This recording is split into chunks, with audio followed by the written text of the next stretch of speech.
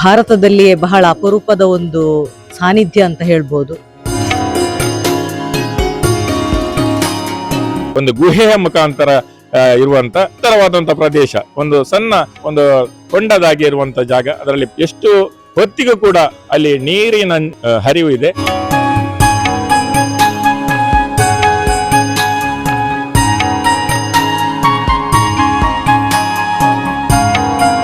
ದಕ್ಷಿಣ ಕನ್ನಡ ಕಾಸರಗೋಡು ಗಡಿಭಾಗದ ಮಂಜೇಶ್ವರದ ಪಾತೂರು ಗ್ರಾಮದಲ್ಲಿ ನೆಲೆಸಿರುವ ಪಾತೂರು ಶ್ರೀ ಸೂರ್ಯೇಶ್ವರ ದೇವಸ್ಥಾನ ಪ್ರಕೃತಿ ಸೌಂದರ್ಯದ ಮಧ್ಯೆ ತಲೆ ಎತ್ತಿ ನಿಂತಿರುವ ಅಪೂರ್ವ ಕ್ಷೇತ್ರ.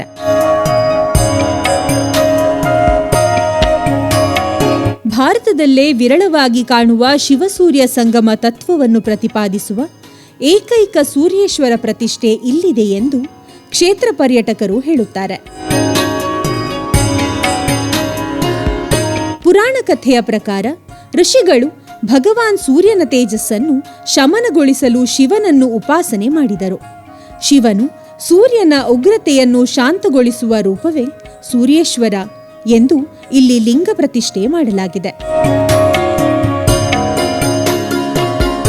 1500 ವರ್ಷ ಇರಬಹುದು, ಅದಕ್ಕಿಂತಲೂ ಮುಂಚೆ ಋಷಿ ಮುನಿಗಳು ತಪಸ್ಸಿನ ಮುಖಾಂತರವಾಗಿ ನಮ್ಮ ಹತ್ತಿರದ ಬಲ್ಲಂದ ಪದವು ನಮ್ಮ ಕಾಣ್ತಿರುವಂತಹ ಎತ್ತರವಾದಂತಹ ಪ್ರದೇಶದಲ್ಲಿ ತಪಸ್ಸನ್ನು ಮಾಡ್ತಾರೆ. ಯಾಕೆಂತ ಹೇಳಿದ್ರೆ ಈ ಊರಿನ ಜನರು ಬಡತನದಲ್ಲಿದ್ದರು, ನಿರುದ್ಯೋಗದಲ್ಲಿದ್ದರು. ಅವರಿಗೆ ಪರಿಹಾರ ಆಗಬೇಕು ಎನ್ನುವ ಉದ್ದೇಶದಿಂದ ಸೂರ್ಯದೇವರನ್ನ ಪ್ರಾರ್ಥಿಸ್ತಾರೆ. ಸೂರ್ಯದೇವರು ಇವರ ಎಷ್ಟೋ ದಿನಗಳ ತಪಸ್ಸಿನ ಫಲವಾಗಿ ಅವರು ತನ್ನ ತೇಜ ಪುಂಜವನ್ನ ಈ ಪ್ರದೇಶಕ್ಕೆ ಕೊಡ್ತಾರೆ. ಅವರ ಒಂದು ಶಕ್ತಿಯನ್ನ ಈ ಪ್ರದೇಶಕ್ಕೆ ಕೊಡ್ತಾರೆ. ಈ ಶಕ್ತಿ ತೇಜ ಪುಂಜ ಅಂತ ಹೇಳಿದ್ರೆ ನಾವೊಂದು ಪ್ರಖರವಾದ ಬಿಸಿಲು ಬಂದರೂ ನಮ್ಗೆ ತಡೆಯಲಿಕ್ಕೆ ಆಗುವುದಿಲ್ಲ. ಹಾಗೆ ಈ ಪ್ರಖರವಾದಂತ ಈ ತೇಜಪುಂಜವನ್ನ ಈ ಪ್ರದೇಶದ ಜೀವರಾಶಿಗಳಿಗೆ ತಡೆಯಲಿಕ್ಕೆ ಸಾಧ್ಯ ಆಗುವುದಿಲ್ಲ.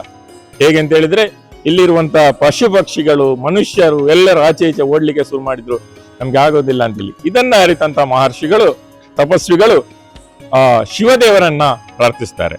ಶಿವದೇವರನ್ನ ಪ್ರಾರ್ಥಿಸಿ ಶಿವರು ಕೂಡ ಪ್ರಸನ್ನರಾಗಿ ಆ ಸೂರ್ಯ ದೇವನ ಪ್ರಖರವಾದ ತೇಜಪುಂಜವನ್ನ ಶಾಂತತೆಗೆ ತರ್ತಾರೆ.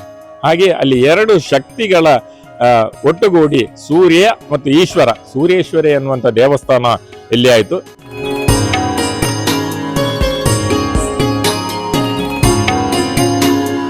ದೇವಸ್ಥಾನದ ಆಗ್ನೇಯ ಭಾಗದ ಬಲ್ಲಂದ ಪದವು ಗಿರಿಯಲ್ಲಿ ಋಷಿಗಳ ತಪೋಸ್ಥಳ ಹಾಗೂ ವರ್ಷಪೂರ್ತಿ ನೀರು ಇರುವ ತೀರ್ಥಕುಂಡವಿದೆ.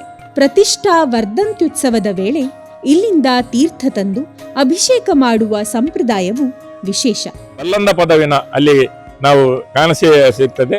ಒಂದು ಗುಹೆಯ ಮುಖಾಂತರ ಇರುವಂತ ಅಲ್ಲಿ ಎತ್ತರವಾದಂತ ಪ್ರದೇಶ, ಒಂದು ಸಣ್ಣ ಒಂದು ಬಾವಿ ಅಲ್ಲ, ಒಂದು ಕೊಂಡದಾಗಿ ಇರುವಂತ ಜಾಗ. ಅದರಲ್ಲಿ ಎಷ್ಟು ಹೊತ್ತಿಗೂ ಕೂಡ ಅಲ್ಲಿ ನೀರಿನ ಹರಿವು ಇದೆ. ಇಡೀ ಊರಿನವರು ಸೇರಿ ಅಲ್ಲಿಗೆ ಹೋಗಿ ನಮ್ಮ ಪೂಜನೀಯ ತಂತ್ರಿವರ್ಯರ ಆಶೀರ್ವಾದವನ್ನ ಪಡ್ಕೊಂಡು ನಾವು ಅಲ್ಲಿಗೆ ಭಾರಿ ವೈಭವಪೂರಿತವಾದ ವಿಜೃಂಭಣೆಯ ಮೆರವಣಿಗೆಯೊಂದಿಗೆ ಹೋಗಿ ಅಲ್ಲಿ ದೇವರಿಗೆ ಪೂಜೆಯನ್ನ ಸಮರ್ಪಿಸಿ ಅಲ್ಲಿಂದ ತೀರ್ಥವನ್ನ ಕ್ಷೇತ್ರಕ್ಕೆ ತರುವಂತಹ ಕಾರ್ಯಕ್ರಮವನ್ನು ನಾವು ಪ್ರತಿ ವರ್ಷ ನಮ್ಮ ಪ್ರತಿಷ್ಠಾ ಮಹೋತ್ಸವದ ದಿವಸ ಮಾಡ್ತೇವೆ.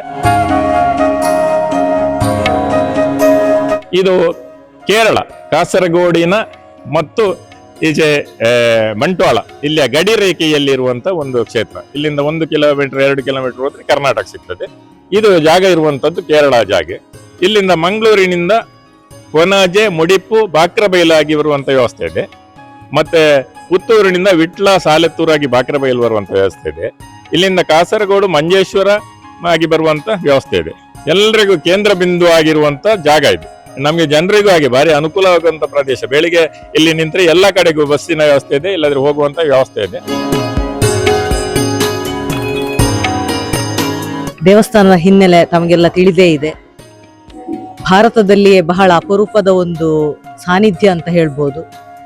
ಇಲ್ಲಿ ಹಲವಾರು ವಿಶೇಷಗಳಿವೆ. ಇಲ್ಲಿ ಪ್ರತಿನಿತ್ಯ ಹಲವಾರು ಸೇವೆಗಳು ನಡೀತದೆ. ರುದ್ರಾಭಿಷೇಕ, ಪಂಚಕಜ್ಜಾಯ, ಸರ್ವಸೇವೆ, ಶಿವರಾತ್ರಿಗೆ ವಿಶೇಷವಾಗಿ ರುದ್ರ ಹೋಮ ನಡೀತಾ ಇದೆ. ಇಲ್ಲಿಯ ಒಂದು ಪ್ರತಿಯೊಂದು ಸೇವೆಗೂ ಅದರದ್ದೇ ಆದ ಒಂದು ವಿಶೇಷತೆ ಇದೆ. ಶನಿ ಪೂಜೆ ನಡೆಯುತ್ತದೆ.